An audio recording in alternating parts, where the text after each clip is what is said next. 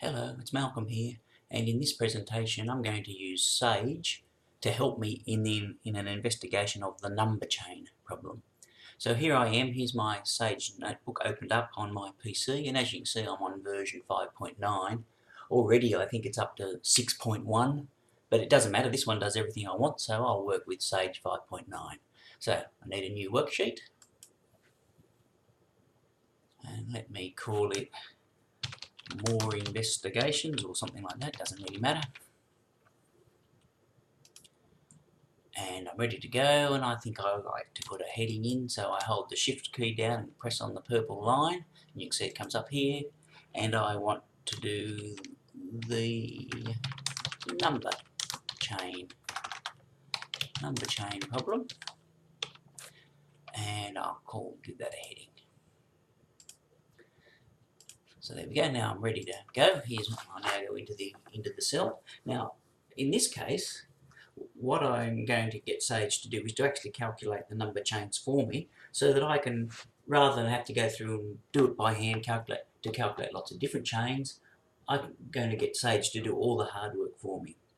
Now in this case I'm going to use some quite advanced features of Sage. So what you have to remember is that in our ideal world, the students have been using Sage since primary school, and they're very happy and knowledgeable with Sage. So what I'm going to do first of all is I'm going to define a new command for Sage. So define, and the new command I'm going to call it next. And it's going to have one input, and that's going to be the number. And I just press the enter key, and that brings me to the next enter, and it says if this new number is divisible by 2, then return n divided by 2, the number divided by 2. So this in here actually stands for modulo arithmetic, which some of you may know about.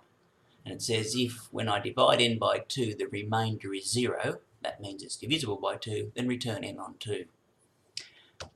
However, if it's not 0, that means it's 1, the answer is 1, that means the number is odd. And so in that case, I have to return the number plus 9. And so there it is, I've defined my new command to Sage, is called next. So let me just go shift enter and I'll evaluate that. And so let's do one, let's go next 4. Now 4 is even, and so it should return 2 if everything's working well. Nice. Let me go up here with typeset, I like typeset. Let me do something like 5, that's odd, so it should return 14 if everything's good. Yay, it does. Okay, so my new command is working. Now let's do all of this and calculate lots of numbers in the chain. So let's start off. Let me say, my starting number, let it be something like 67. Now I want to calculate the next number in the chain, and I want to do that lots of times. So I'm going to go, I just hit the enter key there. So 4k in the range from 1 to 20. So do this 20 times. Hit the enter key. Whoops, that's not going to be good. I need to put a colon there. Again, that's one of the things about Sage you would have to know. And then I'll say calculate the next number. So the number initially is 67, and now I want it to use the next command to calculate. So that's the next number in the chain, and then I'll want that to do that again and again. So what I will do is I'll say let number be the next number, and so it will go through and it will calculate all those things. Now at the moment it will calculate it, but you won't see it. If I hit shift enter, you don't see anything. So what I need to do here is I need to say, okay, now output the number each time. And when I do that, there they are, they're the numbers in my chain. Starting at 67, that's odd, add 9, I get 76, that's even, divide, I get 38, and so on. And so you can see, just by changing this here, just say I want 104, here's the number chain for 104, and away you go.